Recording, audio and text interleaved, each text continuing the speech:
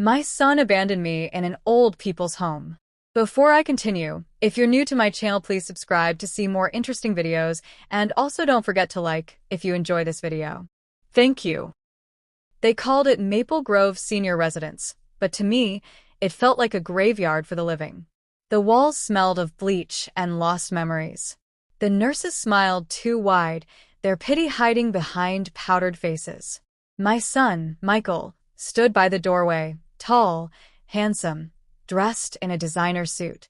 His fiancée, Clara, clung to his arm, looking around the place like it was contagious. "Mom," he began, not meeting my eyes, "this is temporary. You'll be comfortable here." Temporary. That word stung harder than the betrayal itself. I had given that boy everything, sold my jewelry to pay for his college, skipped meals so he could wear clean clothes, worked double shifts at the bank to make sure he never knew hunger. Now, he said I didn't fit into his world. His world of champagne brunches and social media perfect lives. When I asked about his wedding, he shifted awkwardly. "Mom, it's a small ceremony. Clara's family, well, they want it private." Private. Meaning without me. I smiled, because a part of me knew people who bury their roots eventually lose their foundation. As they left, I whispered to myself, "You may have forgotten who raised you, Michael, but I haven't forgotten how to protect what's mine." And that night, in that lonely room with a cracked ceiling and humming radiator, I began to plan. The first night in Maple Grove felt like punishment for loving too deeply. The bed creaked with every sigh, and the window looked out into a parking lot where no one ever came for anyone. But I wasn't like the others here. I still had courage to fight. I wasn't done living, and I certainly wasn't done teaching lessons. A kind woman named Margaret sat next to me in the cafeteria the next morning. "You're new," she said. "Who dumped you here?" Her words stung, but they also freed me. Dumped, that's exactly what happened. I told her everything, from my years working as a private banker in New York to raising Michael alone after his father's death. Her eyes widened when I mentioned my former clients, high-net-worth investors, CEOs, even politicians. "Sweetheart," Margaret smiled knowingly, "you might be the only woman in this place who can buy it." That night, as I lay in bed, I realized she was right. I might be old, but I still had access to accounts, to trusts, to the kind of financial systems my son thought I'd forgotten. He forgot I built my life around money. And money leaves footprints. 2 days after being left at Maple Grove, I asked one of the nurses for help setting up my old laptop. "Just checking my emails," I said sweetly. When the screen flickered to life, I saw something familiar. My name linked to an old business account I once managed for my son. I had helped him set it up years ago when he started his real estate company. The company he bragged about now. The one funding his new life. And he never changed the access. His arrogance was my opening. As I logged in, my hands trembled, not from age, but from power. There it was, his company's cash flow, his savings, even Clara's trust fund deposit that I had once helped him structure. I smiled. He thought I was powerless because I was old. But wisdom doesn't rust, it ripens. I didn't touch a thing, not yet. Revenge isn't about anger. It's about timing. I wanted him to have everything ready, the wedding venue, the flowers, the photographers, the pride. Then I'd take the one thing he valued most. Control. A week later, Margaret found me staring at my old photo of Michael, the one where he still had love in his eyes. "You'll destroy yourself if you keep looking back," she said. "I'm not looking back," I replied softly. "I'm planning forward." That afternoon, I overheard a nurse chatting about a headline in the Charleston Gazette. "Real estate mogul Michael Parker set to marry socialite Clara Hayes next Saturday." There it was, my son's perfect wedding. My exclusion was now public. The article had photos of them.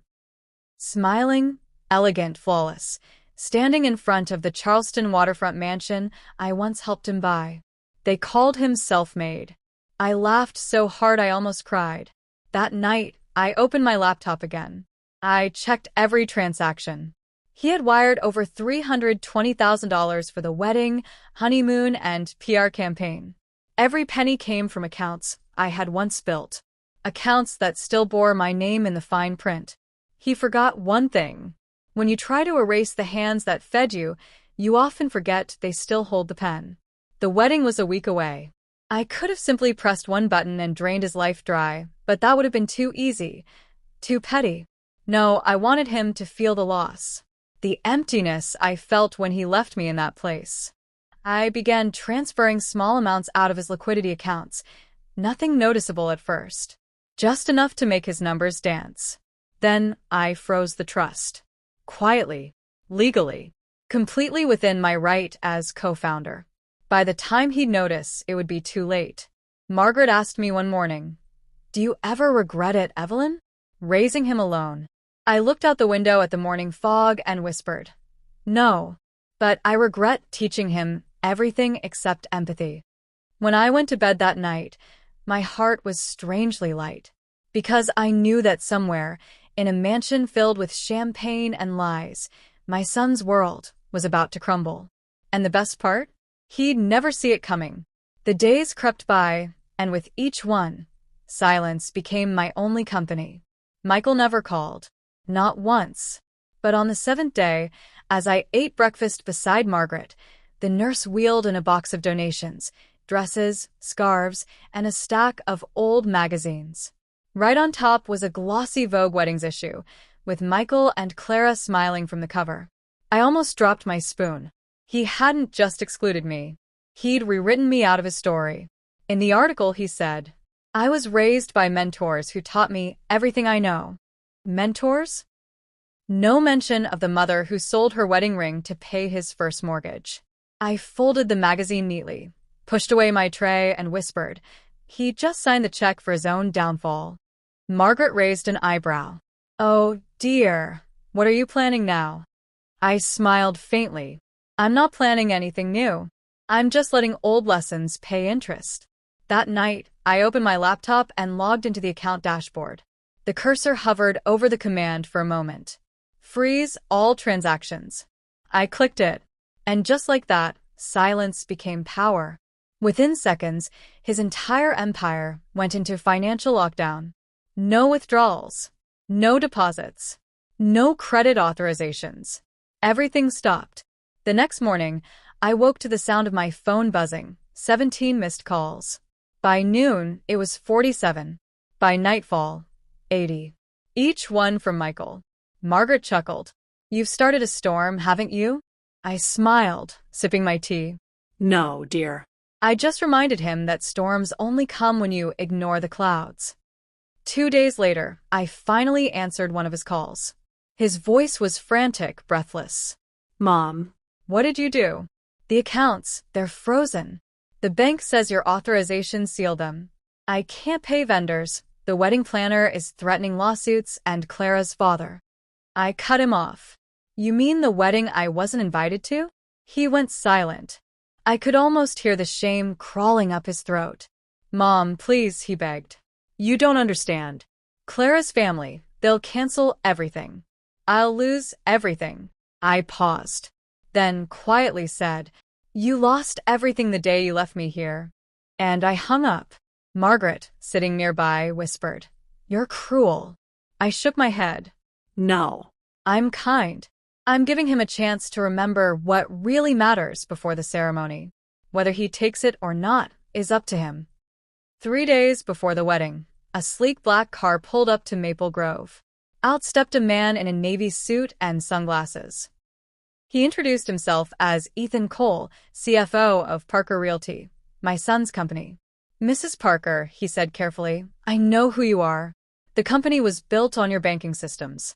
I read the old files. You're the reason it exists." His honesty disarmed me.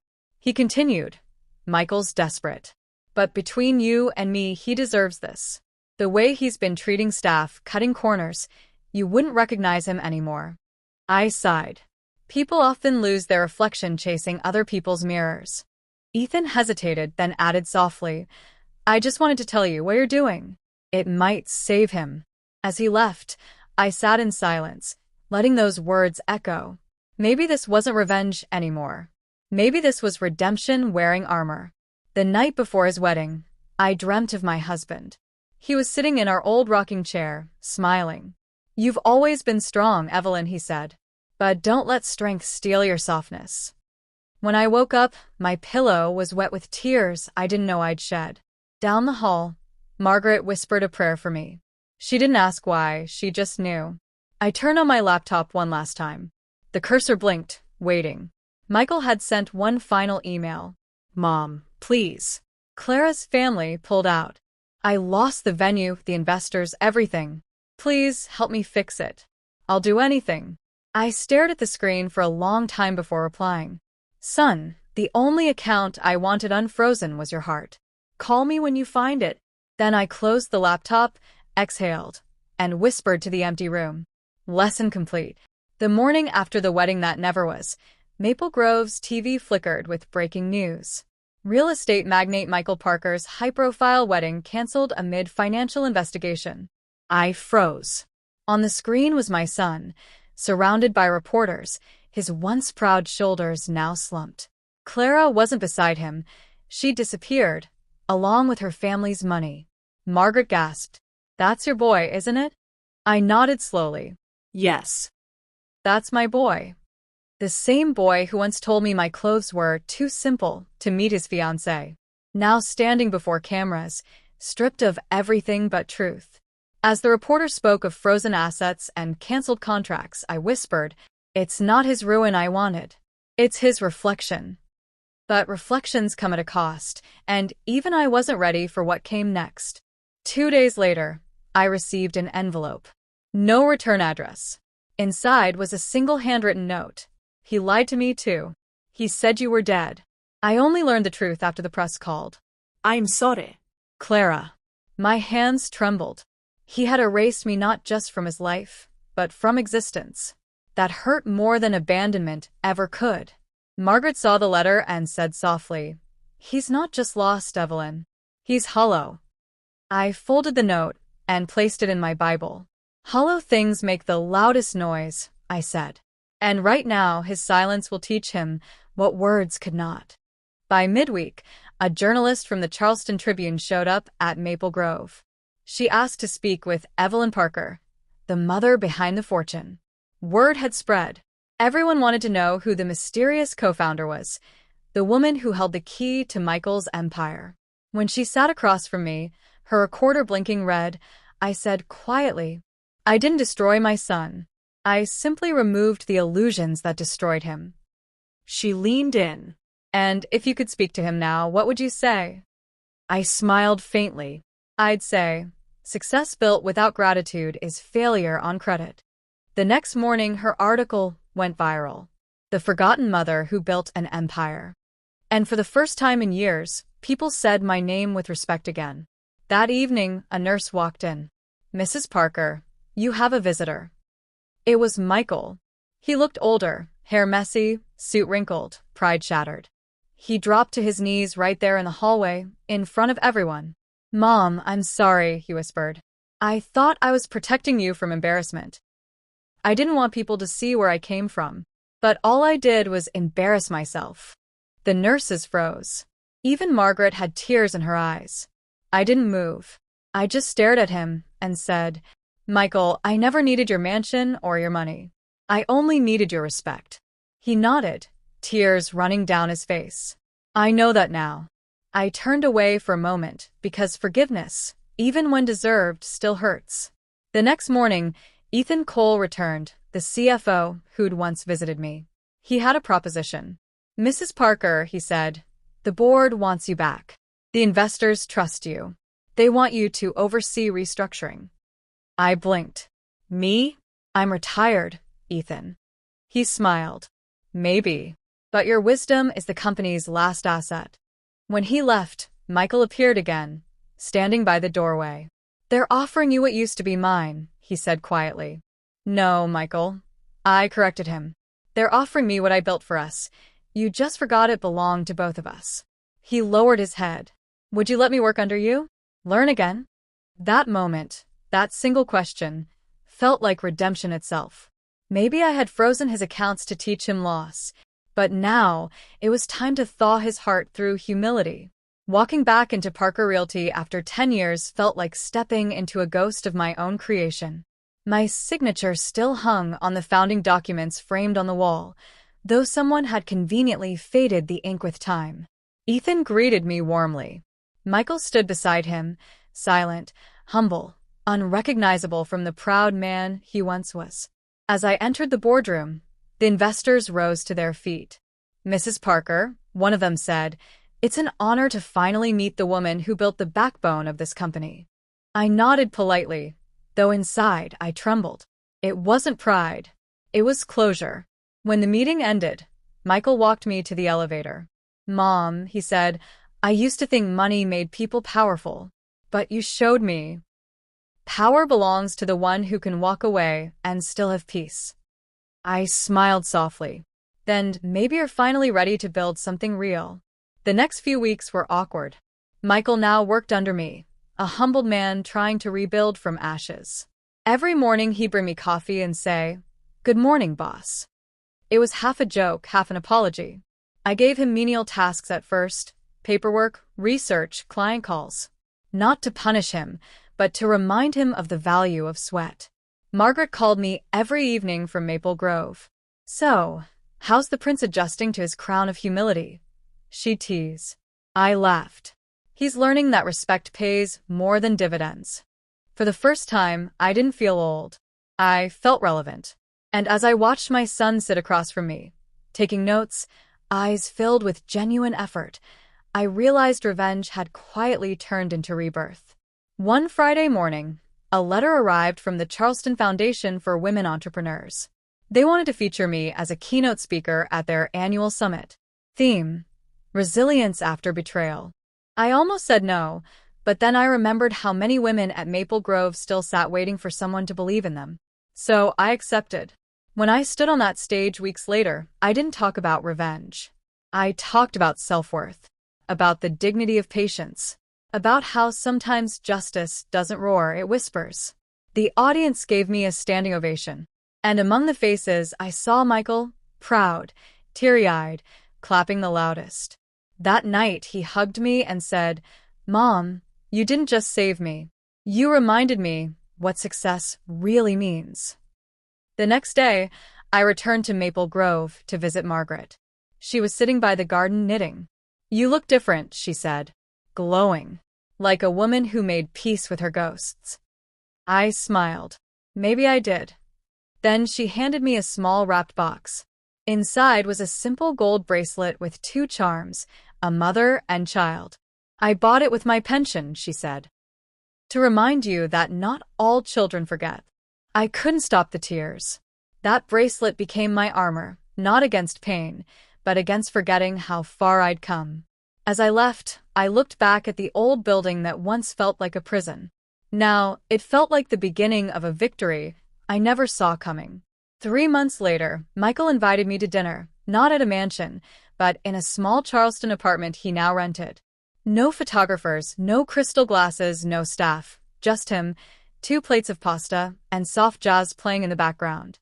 "Mom," he said, pouring me a glass of wine, "I've sold the mansion. I'm starting a foundation in your name, for single mothers who raise their children alone." I blinked, stunned. "In my name?" He nodded. "You gave me everything. It's time your story gives something back." That night, for the first time in years, I laughed freely. Not as a woman wronged, but as a mother redeemed. And deep down, I knew the greatest revenge was never destruction. It was transformation. A month after that dinner, the Evelyn Parker Foundation for Single Mothers launched in downtown Charleston. The same city where I was once humiliated now whispered my name with honor. The media covered the event, calling it a story of grace after rejection. I stood behind the podium as Michael introduced me, his voice steady, eyes filled with pride instead of shame. "Everything I am," he said, "came from the woman I once abandoned. Today I honor her, not just as my mother, but as my compass." When I walked to the microphone, the room went silent.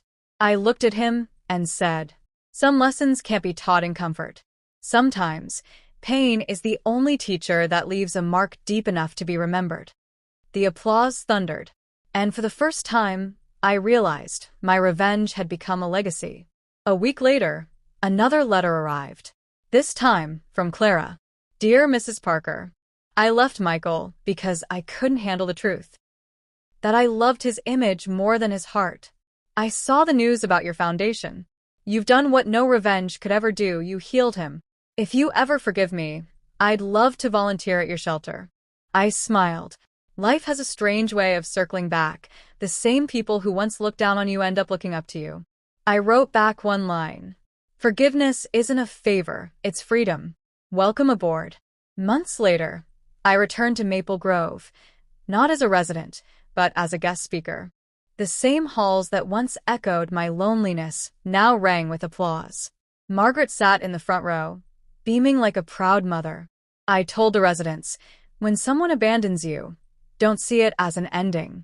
Sometimes God removes you from their plans, so He can place you in your purpose. After the speech, the staff unveiled a new wing, the Evelyn Parker Empowerment Center, funded by my foundation. I looked up at the sign, and my heart swelled. The place that once symbolized my lowest point now stood as my greatest monument. That's poetic justice, when pain becomes purpose. One evening, Michael came to my home carrying an old box. Inside were dusty ledgers, photos, and the checkbook from my old bank days. I've closed the last of the frozen accounts, he said. Everything's transferred to the foundation. Then he handed me a pen. You should be the one to sign the final balance. I hesitated, not because of the money but because of what it symbolized. I looked at him and said, Michael, this is the only account I ever wanted balanced us. He hugged me tightly, whispering, It already is. That night, I sat by my window, watching the Charleston skyline glow. Somewhere between betrayal and forgiveness, I'd found peace. A year later, on my 63rd birthday, I woke to my phone buzzing relentlessly. 80 missed calls, just like that day at Maple Grove. But this time, it wasn't panic. It was love. Michael had organized a surprise birthday gala. Hundreds of single mothers, former residents, and employees all celebrating me. When I walked into the hall, a banner read, To the woman who turned pain into power. Michael took the mic, tears in his eyes. Last year, I called her 80 times out of fear. This year, I call her 80 times out of gratitude. The audience stood, clapping, cheering, crying. I smiled, the same smile I wore that day in the nursing home. But this time, it wasn't hiding pain. It was celebrating justice. Not the kind that ruins, but the kind that restores. Because sometimes, the sweetest revenge is a peaceful heart and a life well lived. Sparkle's moral of the story. Never underestimate the quiet strength of a woman who's been forgotten. For when she rises, she doesn't come for revenge. She comes for restoration. And that, my dear, is the truest justice of all. Do you think you would have handled things differently? Thanks for watching. Please don't forget to like and subscribe to my channel.